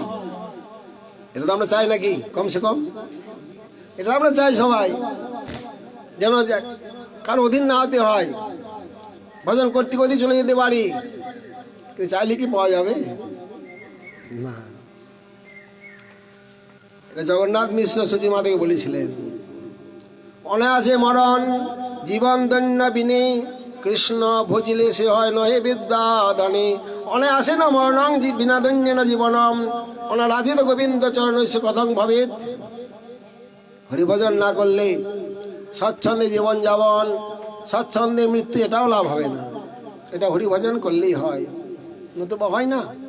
শ্রীমদ্ ভাগবত বললেন, লব্ধা জন দুর্লভমাত্র মনুষ্যং কথঞ্চিদ অবাঙ্গ মজাত্মতনঘা, পদারবিন্দং ন ভজতা সন্মতি, গিরান্ত কূপে পতিতস্য যথা পশু। এটা গরুর সঙ্গে গাধার সঙ্গে তুলনা দিলেন আমাদের। গরু কি করে? ঘাস খায়, মাঠের মধ্যে ঘাস খাচ্ছে, প্রচুর ঘাস, মাটি দেখা যাচ্ছে না, প্রচুর এতটা উঁচু ঘাস হয়েছে। ওই ঘাসের নিচে এক জায়গায় একটা কুয়া ছিল, গর্ত ছিল। ঘাস খেতে খেতে তৃণলোভী ওই গরুটি ওই কুয়ার মধ্যে পড়ে গেল, আর উঠতে পারছে না। তিনি বিষয়লোভী জীব, বিষয় ভোগ করতে করতে রূপ রস গন্ধ শব্দ স্পর্শ পঞ্চ বিষয়মি ইন্দ্রিয়াং গোচর এই বিষয়, পঞ্চ জ্ঞানেন্দ্রিয়ের দ্বারা যেটা আমরা ভোগ করছি এটাই বিষয়। বিষয় ভোগ করতে করতে বিষয় আবেশে আমাদের এই সংসার কূপের মধ্যে পতিত হয়, আর আমরা উঠতে পারিনি। যদি কোনো মহাত্মা কৃপারজ্জু ফেলে দেন, দড়ি একটা ফেলে দেন, কৃপারূপ দড়ি, তখন ওই দড়ি অবলম্বন করলে আপনি উঠতে পারবেন, দ্বিতীয় কোনো উপায় নাই। এই সংসার থেকে উঠে আসার কোনো উপায় নাই। আমরা সংসার কূপে পতিত হই ওই ভগবানকে ভজন না করার জন্য। পতিতস্য যথা পশু, ওই সংসার কূপের মধ্যে পড়ে যায় বিষয় লোভে। বিষয় হলো মূল পতনের কারণ। বিষয়াবিষ্ট চিত্তানাং বিষ্ণাভিষ সুদূরত, যেটা গীতায় বলেছেন, ধ্যায়তে ভীষণ পুংস সংঘস্তে সুপজায়তে সংজ্ঞা সংজায়তে কাম কামাত ক্রোধ বিজায়তে ক্রোধাৎ ভবতি সন্মোহ সন্মোহা সিদ্ধি বিভ্রম সিদ্ধিভংসাৎ বুদ্ধিনাশ বুদ্ধিনাশাৎ প্রনিশ্যতি। জীব প্রথমে বিষয় চিন্তা করে, বিষয় চিন্তা করতে করতে বিষয় ভোগের বাসনা জাগে। বিষয় ভোগ করছেন, কেউ বাধা দিল, ক্রোধ, ক্রোধের থেকে তখন হৃদয় জ্ঞান শূন্য হয়ে যায়। ক্রোধাৎ ভবতি সন্মোহ সন্মোহা সিদ্ধি বিভ্রম সিদ্ধিভংসাৎ বুদ্ধিনাশ বুদ্ধিনাশাৎ। সংসারে পড়ে গেলেন, গর্তের মধ্যে পড়ে গেলেন। কে আমি, কিসের জন্য এসেছিলাম, কি করা কর্তব্য, এরপরে কোথায় যাব, কি হব, সব ভুল হয়ে গেল। এর নাম পতন। লব্ধা জন দুর্লভ মাত্র মনুষ্যং, এই নরতনু ভজনের মূল নিধেয় মাধ্যম সুলভম সুদুর্লভম। দুর্লভ মনুষ্য জন্ম 84 লক্ষ জনি ভ্রমণ করে একবার পাওয়া যায়। 84 মধ্যে মনুষ্য না, দেবতা না, গন্ধর্ব না, অসুর না, এরা 84 বাইরে। 84 লক্ষ জনি ভ্রমণ করার পর একবার মনুষ্য জন্ম দেওয়া হয়। যদি হরিভজন করেন, ভগবানকে না পাওয়া পর্যন্ত যদি কোটি জন্ম চাই, কোটি জন্ম আপনাকে দেওয়া হবে। যদি মনুষ্য জন্ম লাভ করার পর হরিভজন না করেন, আবার ওই 84 লক্ষ জনি। 84 লক্ষ জনি সম্বন্ধে আমাদের জীব গোস্বামীপাদ ভক্তি সন্দর্ভ গ্রন্থে বর্ণনা করেছেন। অসিতঞ্চ চতুষ্শৈব লক্ষাংস্তাং জীব জাতিষু ভ্রমদ বিপুরুষ প্রাপ্তং মানুষম বিবিদীপ্সিতম তদৈপ্য ফলদং জাতং তেষাং আত্মঅভিমানানাং অনাশ্রিত গোবিন্দ চরণস্য। হ্যাঁ, ভগবানের চরণকে আশ্রয় না করার জন্য 84 লক্ষ জনি ভ্রমণ করে যে মনুষ্য দেহ পাওয়া যায় সেটাও ব্যর্থ হয়ে যায়। অফলতম, যথার্থ ফল লাভ করতে পারেন না। কারণ এই জন্মে আপনি ভগবানকে লাভ করতে পারবেন যদি কাজে লাগান। এরম ক্ষমতা আমাদের দেওয়া হয়েছে, কিন্তু বিফল হয়ে যায়। 84 লক্ষ জনি ভ্রমণ করার পরও মনুষ্য দেহ যদি ভজন করতে করতে যদি দেহত্যাগ করেন, আপনার পতন হয়, আবার জন্ম পাবেন। যেটা গীতাতে বলেছেন, সুচিনাং শ্রীমতাং গৃহে যোগভ্রষ্ট অভিজায়তে তত্ত্বতং বুদ্ধি সংযোগং লভতে পূর্বদেকম যথেত তত ভূয় সংসিদ্ধ কুলনন্দন। ভজন করতে করতে আপনার পতন হয়েছে, দেহত্যাগ হয়েছে, পরজন্মে আবার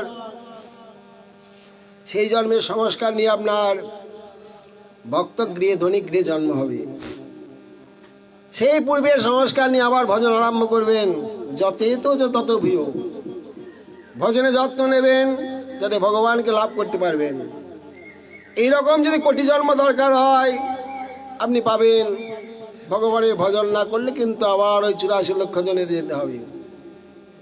আচ্ছা, 84 লক্ষ জনে কি? 84 লক্ষ, 2-1 লক্ষ না। বলে হ্যাঁ, এটা আমাদের জীবশ্রীবাদ জানিয়ে দিয়েছেন আমাদের।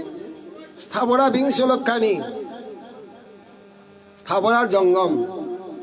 জীবকে 2 ভাগে ভাগ করা হয়। প্রথম স্থাবর মানে যাদের চলার সামর্থ্য নাই, বৃক্ষ, ঘাস, লতা পাতা, এ সমস্ত স্থাবর জনি 20 লক্ষ। কম মনে করবেন না। একটা বটবৃক্ষ দেখেন কত হাজার বছর বেঁচে আছে। 2-1 বিঘে জমি একদম দখল করে নিয়েছে একটা বট গাছে। এইরকম 20 লক্ষ বার স্থাবর জন্ম। জলজা 9 লক্ষ কা, জলের জীব 9 লক্ষ বার। কৃমি যা রুদ্র সংখ্যানি, কৃমিকীট পোকা পতঙ্গ 11 লক্ষ বার। কত হলো? 20, 9 আর 11, 40। 10 লক্ষানি পক্ষী 9, 10 লক্ষ পক্ষী জন্ম 50। পশু 300 লক্ষানি, পশু জন্ম 30, 80। 4 লক্ষানি বানরা তত্রৈব মানব জন্ম, 4 লক্ষ বানর হনুমান, তারপর একবার এই মনুষ্য জন্ম। এটা হরিভজন করার জন্য দুর্লভ মনুষ্য জন্ম। নিধম মাধ্যম সুলভম সুদুর্লভম প্লবম সুকল্পম গুরু কর্ণধারম। ভব সমুদ্র পার দেওয়ার একটি দৃঢ় শক্ত নৌকা এই মানব দেহ। আর গুরুদেব হলেন কর্ণধার, হাল ধরে আছেন, আপনাকে পরিচালনা করছেন। কর্ণধার ভগবান অনুকূল বাতাস দিচ্ছেন। এত সুযোগ পাওয়ার পরেও যদি ভগবানের ভজন না করেন সে আত্মঘাত, তাকে আত্মঘাতী বলা হয়। জনমে জনমে এমন কতক আত্মঘাতী পাপ কইনু। কত জন্ম জন্মান্তরে হরিভজন না করার জন্য আমরা আত্মঘাতী পাপে ভুগছি। অতএব হরিভজন করলেই সুখী হতে পারবেন, আর হরিভজন না করলেই আপনাকে দুঃখ ভোগ করতে হবে। কি আর বলবো নাকি? এখন তাতে কৃষ্ণ ভজে করে গুরুর সেবন, মায়াজাল ছুটে পায় শ্রীকৃষ্ণ চরণ। মায়া আবদ্ধ। এরপরে ভগবানকে লাভ করতে গেলে গুরুচরণ আশ্রয় করতে হবে, যেটি ভক্তি মন্দিরে প্রবেশের দরজা। গুরুপদাশ্রয় দীক্ষা, গুরুর সেবন, সদ্ধর্ম শিক্ষা, পৃচ্ছা, সাধু মার্গ অনুগমন। শ্রীমদ্ ভাগবত বললেন, মাঠর শ্রুতি বললেন একই কথা। মাঠর শ্রুতি বললেন উত্তিষ্ঠত জাগ্রত প্রাপ্যবরা নিবধত ক্ষুরস্য ধারা নিশিতয়া দুর্গম পদস্তৎ কবয় বদন্তি। হে জীব, ওঠো, জাগো। মায়ার ঘরে আর ঘুমিয়ে থেকো না, মায়ার অন্ধকারে আর ঘুমিয়ে থেকো না। তোমরা সে অমৃতের সন্তান, অমৃতের অধিকারী, সেই প্রেম সম্পত্তির অধিকারী, পিতৃ সম্পদের অধিকারী। ওঠো, জাগো, সেই পিতৃ সম্পদ, ভগবানের সেই সম্পত্তি গ্রহণ করো। কিন্তু পথ বড় কঠিন। ক্ষুরস্য ধারা নিশিতয়া দুর্গম পদস্তাৎ কবয় বদন্তি। খুঁড় দেখেছেন? খুঁড় দাড়ি কাটে, এখন আর খুঁড় দেখা যায় না, ব্লেড হয়ে গেছে সব। তা ওই খুঁড় যদি এইভাবে খাড়া করে রাখা হয় রাস্তার মধ্যে, ওর উপর দিয়ে যাওয়া খুব কঠিন।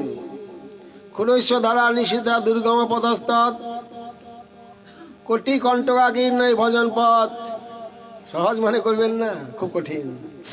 কত বাধা বিঘ্ন, শ্রেয়াংসী বহু বিঘ্নানি। শ্রেয় কাজের, ভগবত ভজন কাজের বহু বিঘ্ন। সংসারের লোক আপনাকে ভজন করতে দেবে না, সব বিরোধিতা। এই তো সেদিনই জলপাইগুড়ির একজন বলছিলেন, একজন মানে অমূল্য, ওই জবের মালা দিয়েছিল আর কি, তার স্বামী ওই জবের মালাটা ছিঁড়ে, গলার মালাটা ছিঁড়ে একদম ফেলে দিয়েছে। হরিভজন করতে দেবে না।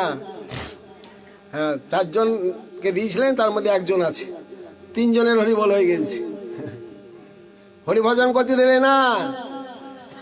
সংসারের এইরকম বাধা বিঘ্ন, বিপত্তি, আপত্তি, হরিভজন করলে তারা দুঃখ পায়। হ্যাঁ, একটি নিরামিষ রান্না করে দেবে, তাও আপনার স্ত্রী দেবে না। যদি আমাদের সঙ্গে খাও তাহলে রান্না করে দেবো, আমাদের সঙ্গে না খেলে আর তুমি যা ইচ্ছে তাই নিজে রান্না করে খাও। হ্যাঁ, সহধর্মিনী বলে তারা, সম্পত্তির ভাগ নেবে। হ্যাঁ, কিন্তু স্বামীর সঙ্গে ভজন করবে না। আবার কোন স্ত্রী ভজন করছেন, তার স্বামী ভজন করবে না, তাই ডিভোর্স করে দেবে। হ্যাঁ, হরি ভজন করলে ডিভোর্স করে দেবো, আমার মতে থাকতে হবে। এই জন্যই একবার ওই রাস্তায় চলে গেলে শান্তি পাওয়া খুব কঠিন। আমাদের নবদ্বীপে আমার পণ্ডিতজি, আমার ভাগবতের দর্শন শাস্ত্রের পণ্ডিত ছিলেন রাধাকৃষ্ণ চক্রবর্তী। তার ছোট ছেলে খুব শিক্ষিত, এখন যাকে বিবাহ করেছেন সেও একই স্কুলের মাস্টার, হাই স্কুলের মাস্টার দুজনেই। এখন সেই মেয়েটাকে বিয়ে করেছে। সে তো প্রসাদ সেবী, ছেলেটা প্রসাদ সেবী, আর মেয়েটা হলো আমিষভোজী। মনে করেছিলেন যে বুঝিয়ে পারি এই রাস্তায় নিয়ে আসবো, পয়সার লোভে বিবাহ করেছে। এখন একদম ডিভোর্সের মতোই আর কি। বউ এক ঘরে থাকে, ছেলে এক ঘরে থাকে, পুত্র সন্তান হয়েছে, কোনো সম্পর্ক রাখে না। দুঃখ। কত টাকা, হাই স্কুলের মাস্টার মানে কত টাকা বুঝতে পারছেন তো, দুজনাই কম না। কিন্তু শান্তি নাই, সুখ নাই, দুজন দুদিকে। শান্তির জন্য বিবাহ করেছিলেন, সুখের জন্য বিবাহ করেছিলেন। প্রসাদ সেবে আপনি মনে করেছিলেন যে আমার বৌমাও, আমার স্ত্রীও আমার সঙ্গে যাবে, গেল না। কিছু করার আছে? আর কিচ্ছু করার নাই। আরে বিবাহ করার আগে ভাবনা করতে হয়। আমাদের অনেকে বলে, বজমশাই আগে জানলে কি আর বিবাহ করতাম? জানো না কেন? জানা তো মুখের কথা না, খুব কঠিন। কাম ক্রোধের বেগকে সামলাতে পারবেন তো? ভোগ করার জন্য বিবাহ করেছেন, সৎ সন্তানের জন্য, শান্তির জন্য কি বিবাহ করেছেন নাকি আপনি? যদি করে থাকেন, সৎ উদ্দেশ্য থাকে, ভগবান আপনাকে অসৎ পথে নিয়ে যাবে না। আর যদি ওই রকম পয়সার লোভে বিবাহ করেন, যে আমার বউ চাকরি করে, একই স্কুলে মাস্টারি করে, আমরা কত পয়সা দিই, দুজনের লাখো টাকা মাসে। হ্যাঁ, তাহলে শান্তি নাই, অশান্তি। যদি ওই ছেলেরা যদি বিবাহ করার সময় বিচার করে করতেন, ভালো ভক্ত ঘরের, গরিব হোক না কেন, যদি বিবাহ করতেন, তাহলে সে কোনোদিন ওই বিপদগামী হতো, বিরোধিতা করতো না। এই জন্য এই জগৎ অনিত্য জগৎ, খুব কঠিন। ভজন করতে দেবে না, মনে করছেন ভজন করব, কিন্তু কত বাধা বিঘ্ন। একটু থাকার ব্যবস্থা করতে গিয়েই সারা জীবন কেটে গেল। একটা জমি কিনে বাড়ি করবেন, কত টাকা দরকার? তার বাড়ি করলেই তো হবে না। খাওয়ার ব্যবস্থা, বউ পুষার ব্যবস্থা, বিবাহ করলে আবার বউকে পুষতে হবে, হ্যাঁ, মাসে মাসে কত টাকা। আমাদের বাড়ির পাশেই রাজপুরুষের মতো ছেলে, এমএসসি পাস করে বসে আছে, পয়সা নাই, বিষয় ভোগ করতে পারছে না, বিবাহ কেউ দেয় না, কোনো মেয়ে দেয় না, কেউ পয়সা নাই তো, চাকরি করে না, বেকার। যদি চাকরি করতো, কত মেয়ের বাবা এসে আমার মেয়েটাকে নেন, আমার মেয়েটাকে নেন, আমার মেয়েটাকে নেন, হ্যাঁ, পয়সাও নাই, কিছুই নাই। অতএব ইচ্ছা করলেই হয় না। এই জন্যই বললেন উত্তিষ্ঠ জাগ্রত প্রাপ্য বলা নিগত। অতএব হে জীব ওঠো, আর ঘুমিয়ে দেখো না, তোমরা সেই ভগবানের পুত্র, সেই পিতৃ সম্পদের উত্তরাধিকারী, পিতৃ সম্পদ গ্রহণ করো। শ্রীমদ্ ভাগবত বললেন তস্মাৎ গুরুং প্রপদ্যেত জিজ্ঞাসু শ্রেয়োত্তমম শাব্দে পরিচ নিষ্ণাতং ব্রহ্মণোপসমাশ্রয়ম। তস্মাৎ, তস্মাৎ সংসারী নাম, যারা সংসার দুঃখে তাপিত, তাদেরকে হরিভজন করতে হবে। হরিভজন করলে গুরুচরণ আশ্রয় করতে হবে, দীক্ষা নিতে হবে, ভগবত ভজন সম্বন্ধে অভিজ্ঞতা অর্জন করতে হবে। সে গুরুদেব কেমন হবেন? শাব্দে পারে জনিষ্ণাতম, বিচক্ষণ পণ্ডিত হবেন, আর ভজনানন্দে হবেন, আর নিষ্কিঞ্চন হবেন।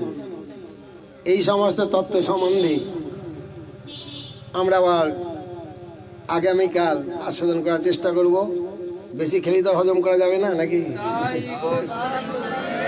হরে কৃষ্ণ কৃষ্ণ কৃষ্ণ হরে হরে, হরে রাম রাম রাম হরে হরে। জয় নিতাই গৌর হরি বল। যারা গ্রন্থ সংগ্রহ করবেন, পরিক্রমার গ্রন্থে এবং সাধনের পথে প্রথম, দ্বিতীয়, তৃতীয়, চতুর্থ 4টি বিভাগ আছে। সেই 4টি গ্রন্থ যারা গ্রহণ করবেন, 4টি একসঙ্গে নিলে 315 টাকা। প্রথম বিভাগ 665 পৃষ্ঠা, 100 টাকা। দ্বিতীয় বিভাগ 80 টাকা। তৃতীয় বিভাগ এই প্রকার 70। চতুর্থ বিভাগ যেটা নেবেন সেটা আপনারা গ্রহণ করুন। আর পরিক্রমার গ্রন্থ মাত্র 20 টাকা। আমরা প্রেস খরচ নিই এবং সমিতির পক্ষের থেকে কিছু ভর্তুকি দিই, আর কি, কিছু কম নেই। প্রেস খরচ থেকেও কিছু কম নেই। জয় নিতাই, জয় গৌর।